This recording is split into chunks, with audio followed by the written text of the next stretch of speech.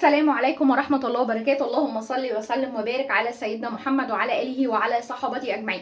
ما تنسيش يلي بتشاهدينا طبعا تصلي على النبي علشان أنا وانتي ناخد الأجر. وازاي ست الكل توصلي لآخر الشهر وما تعمليش ملكة التوفير؟ ازاي الكلام ده؟ يلا بينا نعمل كفتة الرز يا ست الكل وبمقادير بسيطة زي ما عودناكي شعار قناتنا، البساطة مش أكتر.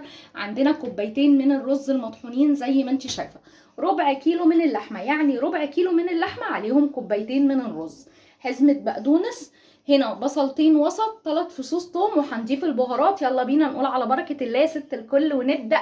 وما تنسيش تدعمي القناه باللايك والاشتراك لو بتشاهدينا لاول مره، وتفعيل الجرس عشان يوصلك منا كل جديد. باذن الله باذن الله في الايام اللي جايه هننزل فيديوهات حلوه كتير، وعلى قد ما هي حلوه كتير بسيطه. يلا بينا نبدا ونقول على بركه الله. بسم الله كده. بصي يا ست الكل، البصلتين وسط اهو، معاهم 3 فصوص من الثوم صغيرين. خلاص، اول حاجه وحزمه البقدونس، بلاش كزبره عشان بتغمق الكفتايه معاكي، كمان بتبقى بعد لو مثلا هتفرزيها وتسيبيها شويه في التلاجة بتغير طعمها. تمام، هنعمل ايه؟ هنضرب دول كويس جدا في الكبه الاول. خلاص ضربنا كده البصل والبقدونس. يا ست الكل اللي يقولك ما تحطيش بصل لكفتة الرز، طب بالله عليكي انتي هيبقى لها طعم ازاي؟ هتبقي بتاكلي رز ولحمه بس؟ يا جماعه كل حاجه يعني كل حاجه لها عايزه في الاكل. يعني دي البقدونس والبصل والبهارات، كل دي منكهات بتخلي الحاجه طعمها تبقى احسن. بعد ما هحط الرز على البقدونس والبصل هضرب لمده 3 دقايق كاملين. خلاص ضربناهم كويس جدا. كل ربع كيلو مفروم عليه كوبايتين من الرز المطحون. خلاص، هيدي معاكي كفتايه حلوه جدا، طعمها حلو مظبوط، لا اللحمه كتيره ولا الرز كتير. يعني تسمعيش، معلش مع احترامي طبعا كل واحد وله رايه، ان اللي يقولك حطي نص كيلو على الربع كيلو المفروم، لا يا ست الكل، هما كوبايتين عشان حاجه يبقى طعمها معقول وباين. 5 دقايق بقى هنا ضرب كده، 5 دقايق لحد الكفتايه والرز والبقدونس ما يدخلوا في بعض وكل الخليط يبقى ناعم معاكي لمده 5 دقايق تضربي. يلا بينا البهارات. نص معلقه من البيكنج باودر، نص صغير علشان الكفتايه تبقى خفيفه معاكي وتبقى هشه كده وتبقى خفيفه معاكي، ما تبقاش مكتومه. نص معلقه صغير. معلقه شاي من القرفه، نص معلقه من بهارات اللحمه، والمعلقه كده زي ما انت شايفاها مليانه من الفلفل الاسمر. البهار الاساسي فيها الفلفل الاسمر، وعشان يبقى ملحها كويس برضو نفس المعلقه، معلقه صغيره من الملح. المعلقه اللي انا حطيتها معلقه الملح معلقه صغيره مش هرميه، بس عشان يبقى ملحها كويس، لانك مهما بتديلها ملح تحسي برضو ان هي عدبه. فالمعلقه معلقه من اللي بنقلب بيها الشاي بس مش هرميه. ابدأي بقى كده ادلي ايدك بله خفيفه وابدأي قلبيها علشان ندخل فيها البهارات كويس. قلبيها كده لمدة 3 دقايق.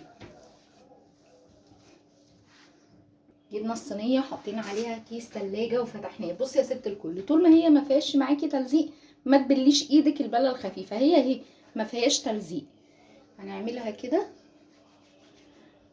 يعني. بصي شفتي رفع صوبع الصدق زي صوبع الصدق كده.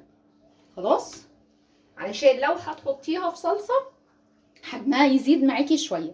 لكن انا يا ست الكل احنا هنا ما بنحبوش الصلصه، احنا هنا بنحبوها كده مقليه سخنه بقى جنب اي حاجه. رز حبايه وحبه، مش ما تستغربيش لما اقولك ان كمان بيحبوها جنب المكرونه جدا وهي مقليه كده سخنه. انا زي ما بنعمل كده، بس انتي رفعي علشان لو هتحطي في صلصه ولا حاجه. ادي القطعه حجمها اهو زي ما انتي شايفه كده. تمام، توفير ولا مش توفير يا ست الكل؟ ادي ربع كيلو اللحمه المفرومه. اعملي الغدا النهارده كده ومن الكل. انا ما بلتش ايدي وانا بعملها، سنه التلزيق كانت خفيفه جدا فما استاهلتش ان انا ابل ايدي عليك، يعني ما تبقاش حركتها ناعمه زياده عن اللزوم ما بين ايدك فما تعرفيش تقفلي الكفتايه كويس. خلاص، شيلي بقى في الفريزر يا ست الكل واعزلي، حطي في علبه مقفوله واعزلي ما بين كل طبقه وطبقه بكيس. هتستخدميها النهارده خلاص تمام، هتشيليها في الفريزر احفظي معاكي لحد شهر تحفظيها فيه.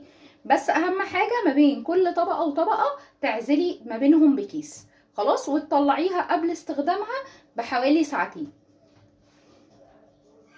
بس انا طبعا مش كمية عشان اشيلها في الفريزر ولا حاجة، انا دي علشان غدا النهاردة، يعني انا عملتها كده من الصبح بدري، ونركنها باذن الله لما نبقى نرجع لها اخر النهار. زي ما انتي شايفة كده يا ست الكل، يلا بينا كده نقلي كفتة الرز اللذيذة دي اللي هي من غير اي حاجة، بجد والله طعمها خطير جدا ومقاديرها فعلا مظبوطة جدا. بصي شايفة انا هنا حاطة كوباية واحدة من الزيت. الحلو اللي فيها ان هي كمان ما بتشربش الزيت، يعني باقل كمية زيت هتقدري تقليها.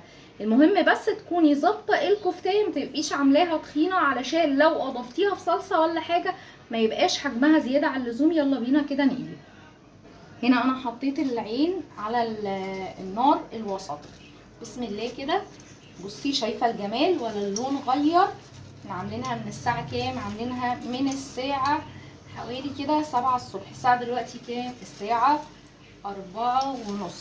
شايفة الجمال نفس اللون ازاي؟ عارفة بقى لو حطيتي كزبرة بدل البقدونس كنت هتلاقي الكفتة دلوقتي غامقة. الكفتاية كده كانت هتبقى غامقة دلوقتي. كمية الزيت مناسبة عليها. انا حطيت كوباية بس، برضو لازم زي ما انت شايفة كده الزيت يبقى من حواليها كويس.